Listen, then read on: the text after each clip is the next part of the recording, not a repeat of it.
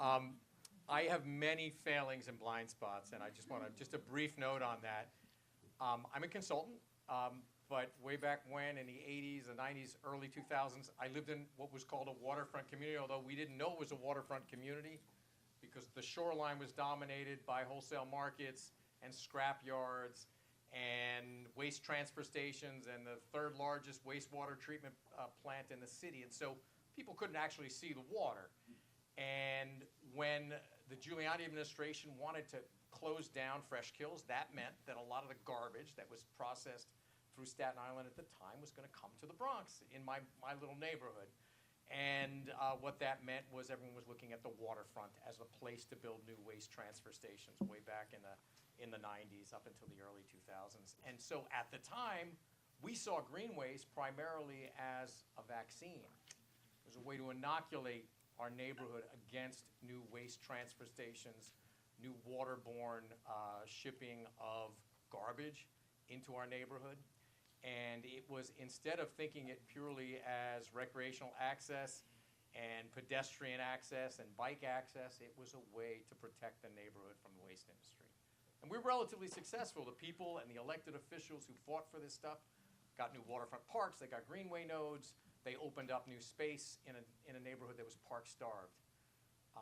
Fast forward 30 years, we continue to struggle in that neighborhood with heavy trucking. We are the heaviest trucking destination in the state of New York and one of the heaviest trucking destinations in the US. And what that means is that waterborne freight suddenly, for a lot of people, becomes a solution to a challenge that people have been dealing with, namely diesel trucking through our neighborhood. And some of those very same sites that we fought for Greenway space, for nodes in the Greenway, for new parklands, are now no longer available for freight because you can't, in those spaces, overcome all the parkland that's been developed and transit across that with freight. So I am somebody who is inherently conflicted about these issues. Why I'm excited about this panel is because these people, sitting next to me, this august group, in many ways have figured out ways to find the compromises and the common ground between Greenway and Blue Highway. And they are not inherently in conflict, as you'll see. So why don't we start with some introductions. Lauren, do you want to say hello and introduce yourself? Sure. Thank you, Paul. It was nice to hear a little bit about your history. And I know some of your history, but it's always nice to put some color to it. Hi, I'm Lauren Kesner O'Brien. I have the pleasure of working with Paul as a consultant at Empire Clean Cities. Empire Clean Cities is a 501c3 nonprofit environmental organization with a focus on clean transportation. In 2024, we were awarded a grant from the U.S. Department of Energy that we work on with Paul to deploy and demonstrate a multimodal last mile delivery that uses maritime plus electric cargo bikes to replace big box trucks doing last mile delivery, particularly in these waterfront communities and densely populated areas where the congestion has been rising since the pandemic with the rise in last mile delivery needs. So we have we're midway through this project. It's sustainable last mile deliveries in dense metros. And we piloted the approach last summer with New York City Ferry and electric cargo bikes, delivering food and beverage mostly from a restaurant and a few other vendors in the Sunset Park neighborhood of Brooklyn over to Governor's Island. And this year we are expanding the pilot to a longer route between Hunts Point and the Bronx and Lower Manhattan, and also looking into providing delivery services to some of the areas in Manhattan that will experience road closures during the World Cup. So there's a lot going on, lots of exciting opportunities and challenges that I'm looking forward to discussing today. Thank you. Chris, you want to jump in?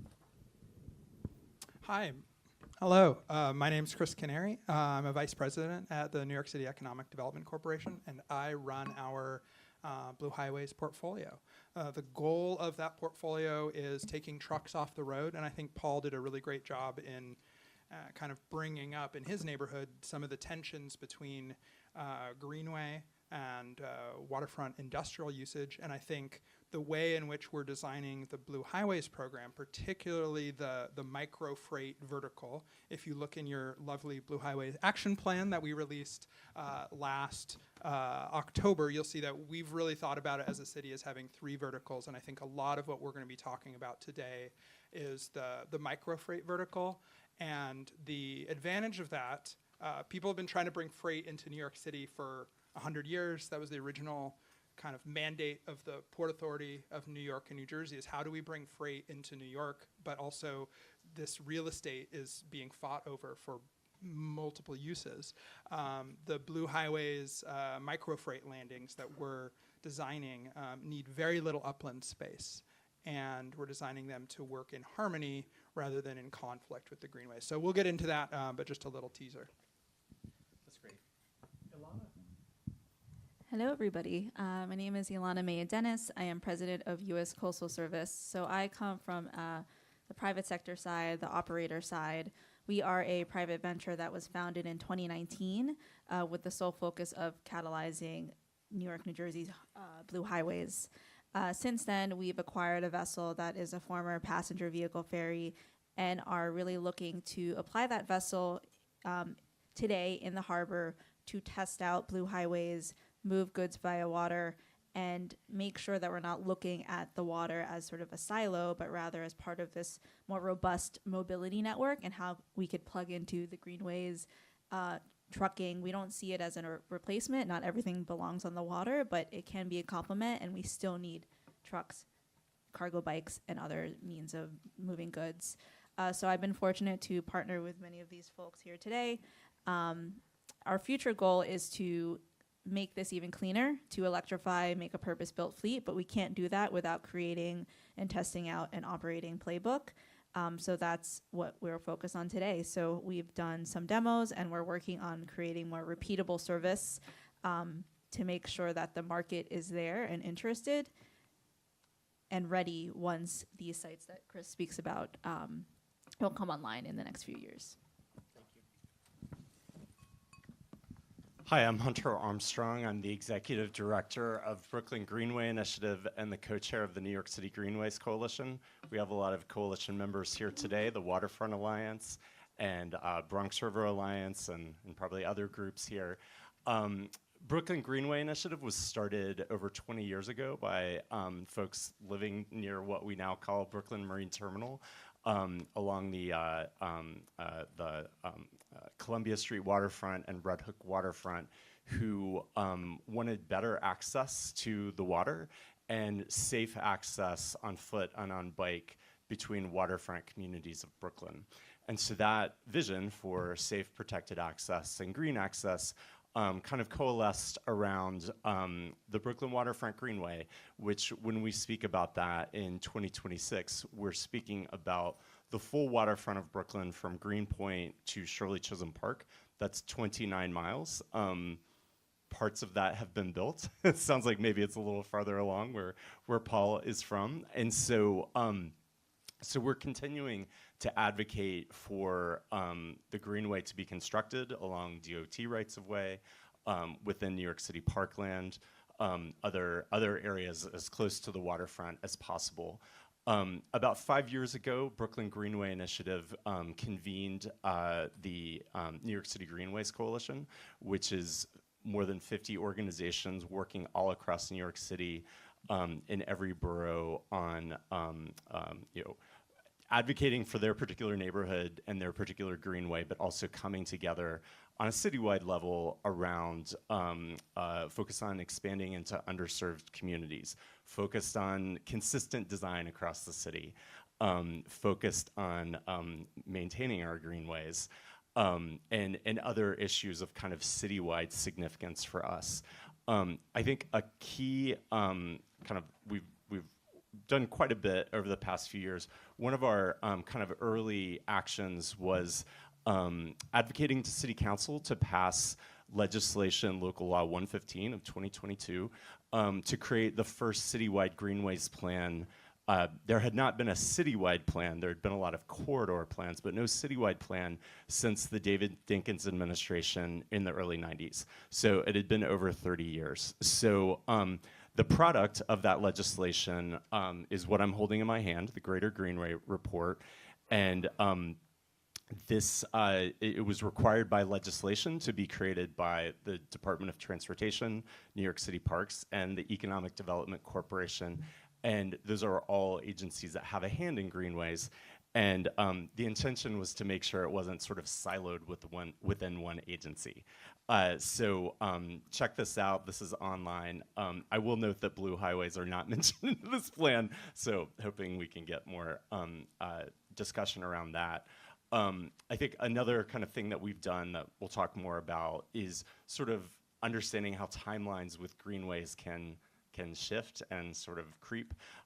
We released the first citywide greenways scorecard in January for the new administration, just kind of articulating the timelines we'd like to see in greenway implementation. So I think that's all for now. And there we go. Thank you. So I'd like to do a little table setting, if we can. Maybe we can start with Chris. What is the state of play for the Blue Highway right now? Where are we at? Where are we headed? You want to address that? The state of our blue highways is strong. Good. No, I think we're in a really good place for blue highways. Blue highways is New York City's brand for short sea shipping. So that is not an international move, but a domestic, local harbor crossing initiative. And for the longest time, this has very much been a chicken or the egg problem, where industry, which operates the vessels, has been kind of waiting for the public sector to move, because in New York City, the public sector, government, owns most of the waterfront. And so government has been waiting for the private sector and vice versa. And now we're working a lot more closely. We have an annual Blue Highways Industry Day event where we can connect last mile cargo bike companies with folks like Ilana's company who do the maritime piece of Blue Highways, and get them to work together, and also show that the city is backing this initiative. The one date that I always try to share is Q4 2027, the end of 2027. We are bringing our very first Built for Purpose, it's on the cover of the Blue Highways action plan, the downtown Skyport microfreight hub online. So that's going to be a Built for Purpose Blue Highways landing for microfreight. Microfreight is cargo bikes or the backs of cargo bikes put on ferries, brought over probably from New Jersey, where a lot of the demand or a lot of the products originate from, into dense waterfront neighborhoods. And we think the financial district is a perfect venue for that. And because we have downtown Skyport right there and a lot of the environmental permissions are already in place, we've been able to move a lot faster, relatively speaking, for government than if we were building this site from scratch. So we have a whole ecosystem growing in the private sector around this, because the city has shown that it's invested in it, and we are investing in the hard infrastructure. And kind of the bargain that we have is the city's going to pay for the infrastructure, and the private sector is going to bring the vessels and the operational experience and help us run the pilots. So that microfreight landing Q4 2027. And then for our other pillars, which is aggregate, the less sexy pillar or vertical within Blue Highway, this is moving construction materials, but the goal is taking trucks off the road. One barge filled with aggregate can take anywhere between 30 and 80 trucks off the road. So if you get one barge move a day, you're taking lots of trucks off the road. We have a pilot up at Hunts Point on the Fulton Fish Market's south parking lot with ConAg Global, and they're moving aggregate through that site. So that's our other pillar. And then our third one is container, and we're looking at building at the former site of the Vernon C. Bain prison barge, and we got rid of that prison barge last November. That was very exciting. It was covered in the New York Times. It's now at a scrap yard in Louisiana. That is what we're going to turn into a pocket port, if you will, a small port 8 acres, capacity of 300 containers that can move goods. And we're envisioning, because it's next to the Hunts Point Food Distribution Center, refrigerated produce from the Brooklyn Marine Terminal up to Hunts Point, transloaded at the Brooklyn Marine Terminal, bring it up to Hunts Point.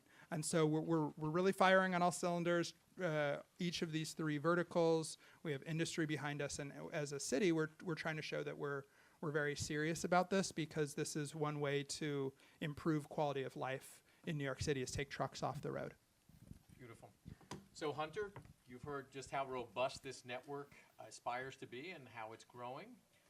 Are there examples internationally that you can think of where greenways are sharing space, nodes, roadways with very robust blue highway models? Unfortunately, I'm not coming here with international examples, since so much of my right. Good question. I think I think we look to Minneapolis as a city that has a significant fully built out Greenway system, and that is an industrial city as well. So I think I think we're very, very much interested in we're not planning the blue highway system. I think something that we'll talk more about is, I think, because this is a panel focused on greenways, which are inherently on land. I think there's a lot of information that we have not seen yet, a lot of detail to be filled out about once the ships pull up to port and unload their materials, then what happens? So I hope we can get more into that, and what's the infrastructural investment in those areas. So so sounds exciting how things are moving forward. I'm definitely coming to this discussion, which I've been having with the Waterfront Alliance and others for years at this point, coming from a place of wanting to see this succeed, and that means wanting to see a lot more details. We have seen significant success in our Greenway network in Brooklyn and across the city over the last 10 or 15 years. Brooklyn Greenway Initiative created a user study of the Brooklyn Waterfront Greenway, which we completed a couple of years ago with the Regional Plan Association and DOT and other partners. And so we have data about how people are using the Brooklyn Waterfront Greenway in terms of volumes of use, and we can kind of correlate between where is the infrastructure built out, how is that impacting usage, and where do we have gaps in the Greenway network where there's less usage. And we also conducted intercept surveys with people on the Greenway to understand how they're using the Greenway for recreation, in many cases, for running errands, for commuting, and for commercial purposes. So we want to see the kind of on-land part of the Blue Highways network succeed, but really looking to see the investment from the city into its public realm to make that happen. So we'll talk more about that. So clearly, the city has a role in reducing the potential friction between these two competing uses. The private sector itself, I think I'm supposed to speak in this microphone. In addition to the city reducing friction, the private sector itself sort of has to self-select as to what modes they're going to use that also reduce friction, that also articulate cleanly and safely with the existing Greenway network. I can't think of anyone better to discuss that than Ilana. Do you want to talk about how your business model articulates with existing greenways and how it will enable safe pedestrian and bike interactions as well? I will attempt to. So we are a vessel operator, but we don't see ourselves as just that. The key to this is that we have to think of this as a system, and how do we work in tandem with the greenways and other modes of transportation, personal or commercial. We are immersed in a couple initiatives to create delivery lanes, we'll call them, one of which is in partnership with Empire Clean Cities, connecting Hunts Point to Lower Manhattan, for example, and potentially Midtown this summer. The way we see maritime and blue highways connecting with the micro freight on land, we can't just show up with a boat, right? We learned that very quickly. That's not going to work. We have to think intentionally around the sites, the design of the sites. The only way that this is going to be successful is if we are commercially attractive to potential users and we don't create additional friction points, we don't create additional costs. In addition, in relationship with the Greenways, we're not creating additional safety issues, we're not creating additional community concerns.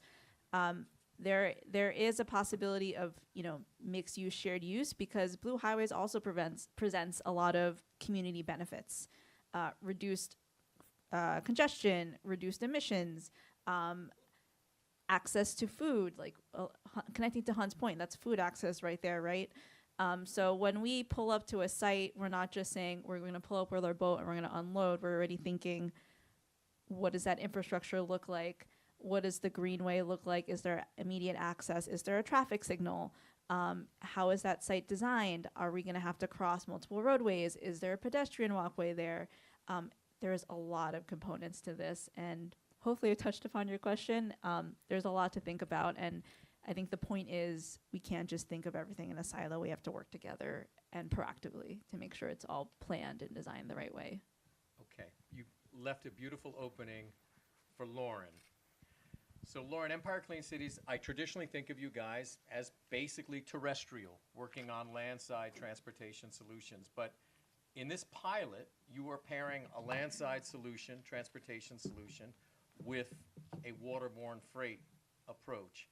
Can you talk about how critical finding the right mode is, the right type of equipment that can safely articulate with both a vessel and a greenway, and that can do the volume that shippers need and at the same time be safe and nimble to handle a greenway, for instance? Can you talk about your partners with Fulpra, your partnership with Fulpra?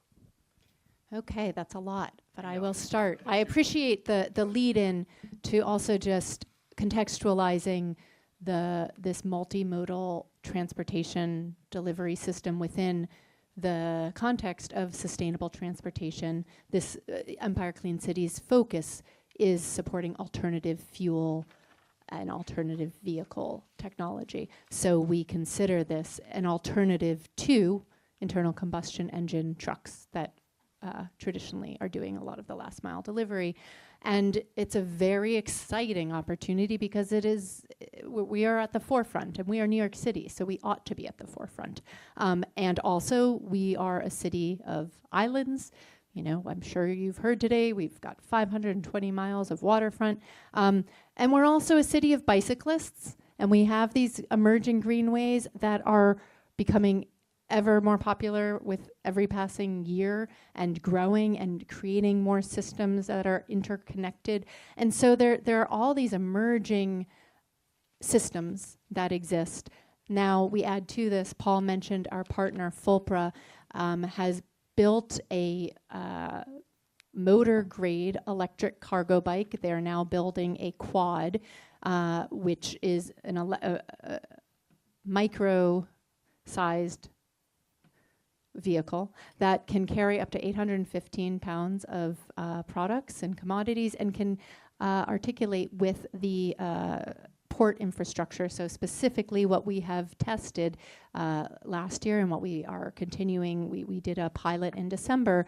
So Ilana's vessel, the Blue Highways 1, was able to carry a load of deliveries from the Fulton Fish Market in Hunts Point, travel down the East River to Pier 16, where it connected with a couple of these Fulpra electric cargo bikes. And it was a really seamless transition, roll on, roll off, to deliver the fish onto the bikes. The cargo bikes can be equipped with refrigerated boxes as needed.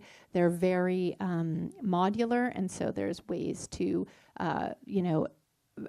design them to fit the specific need of the commodity.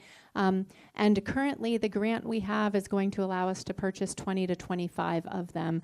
We have right now, I believe 7 here in New York City, and so far the use has been seamless. They're really powerful yet small, and that small part is really a crucial part of how this water to land system works. The idea is to move away from a big box truck moving through neighborhoods with children and people and elderly and life happening all around us to something that is more at that scale. And so we see these electric cargo bikes as adding positive, a positive while taking away a negative of the danger and pollution of the big box trucks.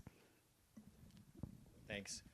Chris, given what Lauren has said about how important the landside equipment is, does that predetermine what types of commodities you see the Blue Highway plan serving? Obviously, you've cited containers. There's going to be Trans-Hudson containers. But for the neighborhood-based micro freight that's going to cross a greenway where there may be interaction with pedestrians, does that prescribe the type of commodities in your mind? Does it tell us what we're really talking about? Well, certainly the size of the cargo bike means that not all commodities can be handled. But I think we think less about the exact commodities and more about the specifications of the vessel and the specifications of the cargo bike. And so when we're designing the downtown Skyport microfreight landing, we need to come up with a shorter name than that. But we make sure that a variety of vessels are able to berth at that landing, and that a variety of types of cargo bikes are able to come on and to come off. But to answer your question about commodities, we're primarily thinking if it interfaces with Hunts Point, that's going to be food and beverage. If it is coming from New Jersey, which we think a lot of the goods are going to be, there's $250 billion worth of goods every year that come into ports in New Jersey, and they want to cross the Hudson River, whether going into New York City or deeper into Long Island. That's going to be e-commerce. I think where we've seen some success in the pilots, and I don't think I'm allowed to say the exact goods because I'm privy to some of this information, but when it is lightweight and it is small but high value, like makeup or something, I would say, then if that is put onto the Blue Highways, that's like a really good ROI for the participants involved, the maritime and the last mile piece. But yeah, when we look at downtown, when we look at designing downtown Skyport, we take into account the vessels and the cargo bikes primarily. And then when we think about the upland, we think about, okay, how can this new site be integrated into the existing road network and Greenway network? Not that we're using the Greenway network and we don't anticipate the bikes being allowed on the Greenway network, but how will we cross the Greenway network? And again, the advantage of Blue Highways is that you really just need a little incision across any roadway or greenway, because unlike having a large package distribution center plopped into Manhattan or plopped into your neighborhood, the sortation of the packages, and I think this is one of the technological innovations that's allowed this moment now to make Blue Highways work, is the sortation is happening. An algorithm is telling the boxes where to be within the cargo bike. The cargo bike is being loaded on the New Jersey side. And then when it comes, it's ready to deploy. So you don't need to have a bunch of guys kind of sorting packages on the streets of Manhattan like you see today. Instead, you have the cargo bikes coming out downtown Skyport, crossing the Greenway, crossing whatever roadways, and then going on to the kind of mega bike lanes, the double bike lanes that you've seen DOT roll out, and then also just using the car lanes like everyone else. So Hunter, Chris has basically given you a pass. He's basically said, we don't need to put micro freight vehicles on greenways. Now, that may be something that you would welcome in some cases. you tell me, I know you represent a broad coalition, but where do you see the points of friction? Where do you see the points of potential agreement? Can we put microfreight on Greenways if it's rolling off a boat, or is that not your preference? I think the only thing I am coming to this conversation in favor of is more infrastructure. So we have a lot of public right-of-way, and I think, as I said earlier, I think the Blue Highway program and concept is a good thing. I think you said it really well, like fewer trucks, more safety, better air quality, less congestion, et cetera. I think where I'm not fully kind of getting is what is the kind of upland infrastructure investment. And so I think I'll keep kind of pushing our friends and partners in the city to really kind of commit to just being a lot more specific. I think with being based in Brooklyn, we have a lot of last mile delivery warehouses in Red Hook, and I think there are some Red Hook folks here in the room. And so we have a wonderful Greenway built in segments going through part of Red Hook and just opened in Sunset Park after 14 years. And we have a household name delivery company that is deploying their e-cargo in small vehicles. Again, ultimately, I think that is much better than the trucks or other things that would happen. But these are occupying the Greenway really in kind of caravans of 8 or more. And so I think if we had more infrastructure to accommodate that commercial traffic, and certainly e-cargo is not the only type of commercial traffic we have on our Greenway network. We need to redesign our streets to accommodate this kind of shift in mobility that we're seeing and we want to support. Because I think if we have a pretty narrow lane that is being shared by a convoy of kind of mini human-powered trucks, and by children learning how to ride a bike, and other people of different abilities commuting to work or et cetera. I hate to think of this as either or. I think where there's political will, then we can redesign our streets to accommodate a vast improvement of delivering goods. Because I think I don't really see consumerism for makeup or other things that are being delivered. I don't really see that reducing. And so I think we have to sort of acknowledge our priorities as a city and as a society to, we own the land, let's redesign it, not for storing vehicles or other things, but for helping people get around. And I'll just raise one other point. I mentioned that the plan for the Brooklyn Waterfront Greenway the official plan was created in 2012 under the Bloomberg administration.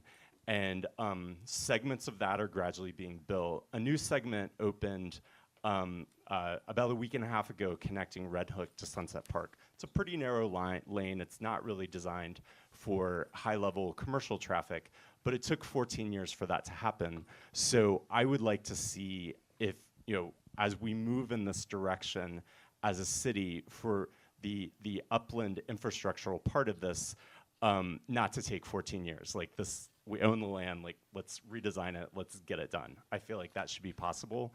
And I'll just say again, really would love to see more specifics about how that looks in practice. Thank you, Hunter. So Ilana, Hunter started to touch on the potential points of friction upland, on the street network, on the Greenway network potentially. But there are also going to be points of friction, I'm guessing, at the ports themselves, at the terminals. If you land Blue Highway 1 at 34th Street, that can be a pretty congested terminal. Lots of ferry riders, 3 different services there. What is the thinking? How do we reduce friction between freight and people on the pier? Are there strategies that you're starting to think about to address that? Yes, East 34th Street is definitely a good one to use because it's very, very crowded. So in real time, we're actually thinking about this, so you might just get a little peek into my complicated thinking right now, but when we're looking at sites like East 34th Street, for example, you're contending with passenger ferry traffic, tourists, pedestrian traffic, bicycle traffic. There's a city bike dock right there. There's bikeways. There's a couple ways that we could get creative in terms of designing use of that site from a Blue Highways operator perspective. At the same time, we have to be cognizant of the fact that for-profit companies and potential users need services that are repeatable, as frictionless as possible, cost competitive. And so we can't say, yeah, we could pull up at East 34th Street, but we only have like a 5-minute window, and so you're limited to loading out like, 3 boxes of stuff. That's not very compelling, and that's where we're going to hit walls with speaking with the for-profit side. So we have to balance the two. I don't know the solution yet, but we're thinking through how do we sort of insert ourselves in sort of lulls in the foot traffic and passenger ferry traffic. So what does that look like maybe before 6:30 a.m., between the hours of 10 and 3 p.m., and in the evenings potentially? Are there goods that we're moving that don't need to be loaded same day? Can they be loaded the night before? Just trying to reduce that time that we're dwelling at that site and need the cargo bikes to sit at that site. Maybe there's a way that there could be a micro hub, and micro hub sounds maybe a little more fancy than it often is, but it's just some dedicated space maybe off to the side where cargo bikes could queue, they could be staged, there could be some cross-loading going on, and so you're out of the hairs of the East 34th Street landing and away from the pedestrian and bicycle traffic. Those are probably the 2 key things. Yeah. Just making sure that we're not sitting there and taking up space and time unnecessarily, and being smart about how we're unloading and loading.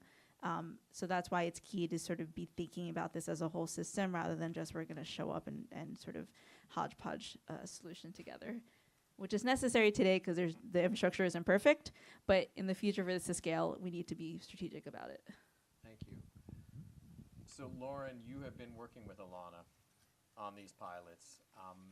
You have undoubtedly learned some lessons on the land side and on the water side.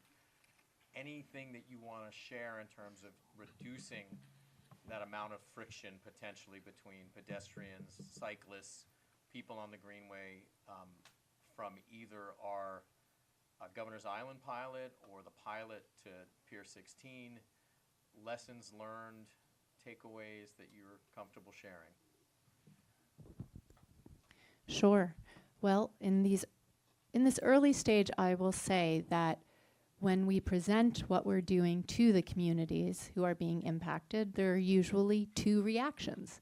The first is like, wow, this is such a great idea, so cool. It kind of opens people's minds to our place, as an island city.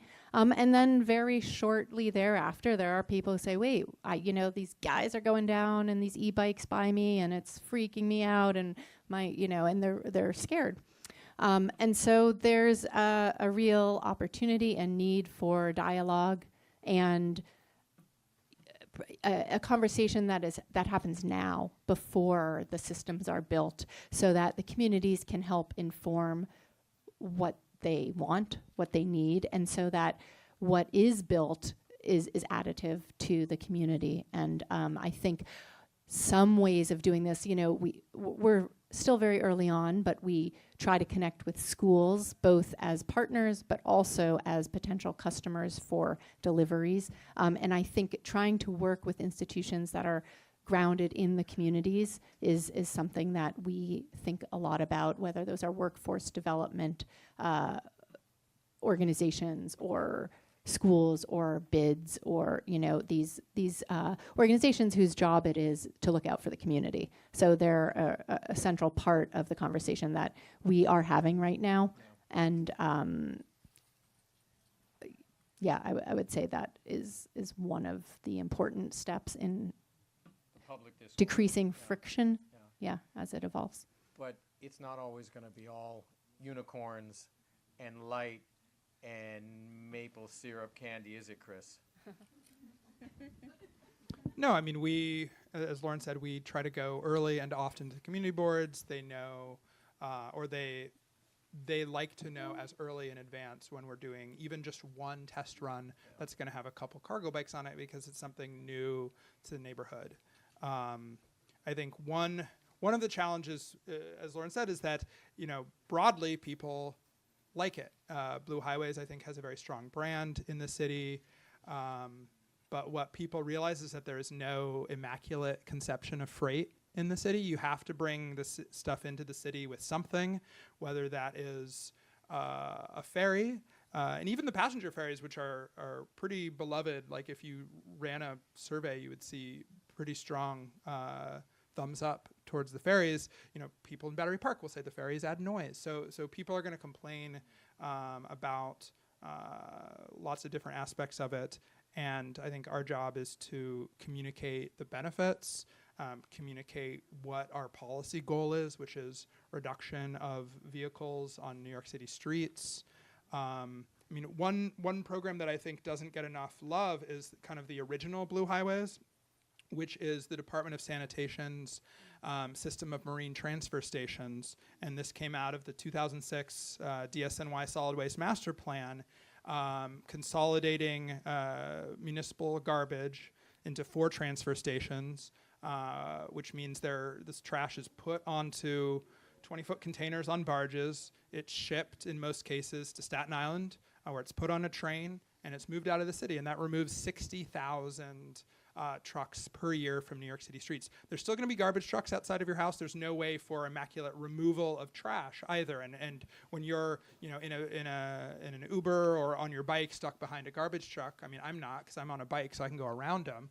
But if you're stuck behind them, it's frustrating. But I think continuing to advertise the benefits of the program, even like 20 years later, so people don't lose sight of that, is really important. And so that's what we're trying to do from the get-go with the Blue Highways program, is say, yes, there will be some challenges to this, but the overall net benefit is good. And where there are challenges in your specific neighborhood or this specific landing, we will work with you to address those.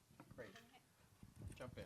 I just want to add, I think we really need to underscore that this is replacing big trucks and the dangers that they pose to people in communities. So it's air pollution, it's traffic violence, it's congestion. And so if we say, we're adding more to the equation, that makes people more nervous. But if you say we're actually taking away these big trucks out of your community, I think that is a more helpful starting point. Beautiful. I just have a question. Is there, so I love what you just said. Is there kind of data on how, can you sort of quantify, by having this infrastructure that you all are working on, you have reduced X number of trucks? Because I think, to give an example of Columbia Street and Red Hook, there is starting to be, micro mobility, but it's still pretty congested too, with a lot of traffic. So it may be hard to visualize that. So that might be helpful to quantify that. Yes, so it'll ultimately depend on the vessel and then also the method of transportation on land. So if we look at a vessel like ours, we can move dozens of e-bikes or the containers on the rear of an e-bike on our vessel. If you have to sort of think of an equivalency. So some will say you could say that 5 e-bikes counts as a box truck, or some say less, some say 3. If we think of it that way, we could quantify how many trucks we're taking off the road.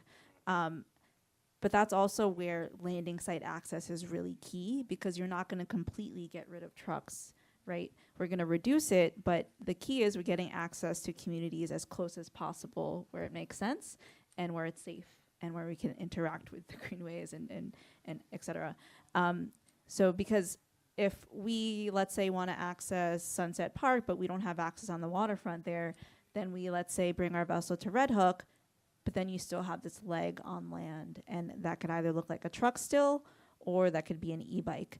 The point is, though, we've shortened that trip. So instead of that trip coming, let's say, from that truck coming from Hunts Point down through Queens into Brooklyn, we've now cut that trip where instead they're loading onto the water in the Bronx, making that trip on the water and then not re-entering the on-road system until they reach Brooklyn. Ideally directly at the Sunset Park waterfront, but if it's Red Hook, there's still a component that there's on land. So depending on sort of the e-bikes that you use or the sort of configuration of the cargo that you're moving, that'll ultimately, and the vessels, it'll ultimately dictate how much you're sort of reducing or taking off the roads in terms of like vehicle miles traveled, and then also like where we have access to, and that's why it's really key to have like a network. Otherwise, you know, the potential impact is reduced. Which all depends on policymaking Yes. and in public investments. And so one lightning round question, and then we'll get to some questions from the audience. If there was one policy change you could make, one investment you could make in this network that can help reduce the friction between greenways and blue highways and facilitate both, what would it be? Lauren Kesner O'Brien. Oh boy, I'm going first. Jump in. Okay. Well, oh, thank you. I would say I'm kind of okay. I've changed my opinion in the last couple of hours. I'd say I would have the city do something like DSNY did, Okay. but with other commodities that are used in city agencies, schools, food, etc. So have the city be the first customer Oh, I or love it. one of the first customers. Yeah. Chris Canary, I know you have a conflict of interest here because you are a policymaker, but what policy would you change? Well, I'm a policymaker for one agency, and so I have a scapegoat because I can give this to my colleagues at DOT and make it their job, Do it. which is faster deployment of microhubs, more aggressive. If people say no, say, I'm sorry, we're doing this. I love it. Thank you. You're off the hook. Ilana. Streamline permitting and sort of licenses to access the waterfront. Shared infrastructure is key. Otherwise, because no one operator can bear the costs. So that's my 2 cents. Beautiful. Go ahead. Eliminate free curbside parking, allocate that space for deliveries, charge for curbside parking, and then allocate that money to transit and to expanding our upland infrastructure of greenways and protected bike lanes and all the other things that we need for this kind of program to survive or thrive. We're doing neighborhood parking passes. What are we doing? Oh, yeah, that's step number 2. Yeah. That's DOT's job to figure out. Wow, bomb thrower, huh? I think we have time for some questions from the audience. Is that correct? Folks, I guess raise your hand and someone will bring you a microphone. I think, oh, look at that. Thank you. Alrighty, who am I going to? Put me in the back. I'm looking for a hand. Oh, there's Tom Fox. Thank you. Great presentation. I appreciate it. There is an inherent friction between greenways and blue highways. And for example, Pier 76 and the Hudson River Park, both the Hudson River Park and the State Department of Transportation do not allow micro-mobility vehicles on the Greenway, which is a good thing because it's only 15 feet wide and each lane is 6 feet in each direction, and it's the busiest bike path in the United States. So demapping one lane of Route 9A to be used for micro-mobility vehicles is an example of stretching it beyond the greenways into DOT because they're the real people with the money, the assets in terms of physical property, and the ability to move things more quickly, hopefully. So I think it's important not to think of greenways as routes for the Blue Highway, but think of lanes adjacent to the greenways that can be turned into electric mobility for all of us. Beautiful, thank you.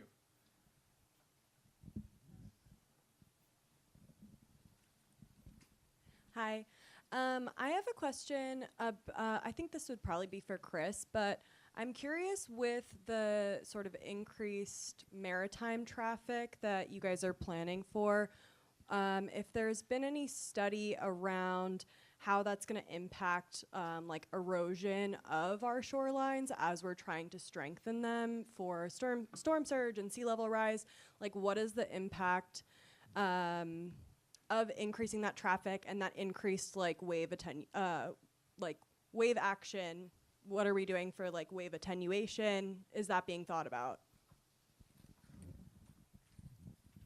Yeah, interesting question. I would say the increase in traffic from blue highways is going to be a proverbial drop in the bucket compared to all the other maritime traffic. So we have not looked into that because I think that will be a very small impact. But I think your larger question about like how are we thinking about resiliency, we're absolutely thinking about resiliency.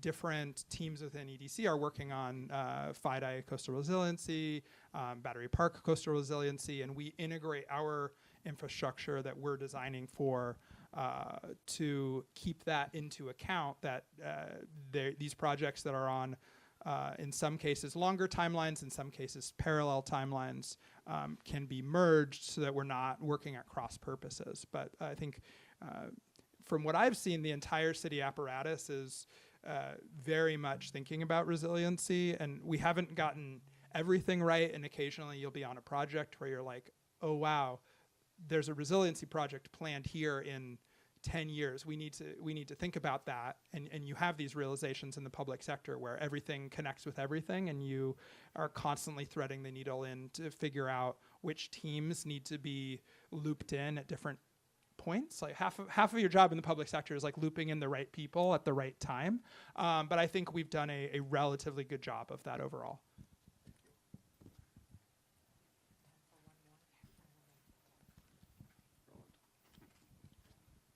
Can't really see you, so I'm just Hi, thanks for the excellent panel.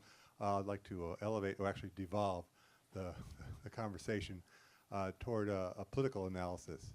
We have a brand new mayor, brand new speaker. You have 3 congressional races that basically cover almost the entire waterfront of New York City. Just any thoughts about how you've approached or could approach these new elected leaders to dovetail with their agendas that are borning or are coming into focus? So any political thoughts about getting those folks to move that money toward infrastructure like you've all argued for? Well, I know nothing about politics, as you know, Roland. But I would say that the concept of political organizing in what's called last mile neighborhoods with large amounts of last mile warehouse infrastructure, is a potent one. And I think there are a lot of votes in those neighborhoods, and I think it becomes an issue, an equity issue, an environmental justice issue. I think it is one that should resonate with electeds who are in almost any industrial maritime community, any coastal community in New York City has Amazon infrastructure, last mile infrastructure, and I think that is there's a very linear connection between grievances around excess diesel trucking and congestion on those streets to blue highway solutions. So I think a smart politician is going to look at those neighborhoods and make sure the messaging aligns with those concerns. But I will toss this over to anyone else who wants to comment or pontificate.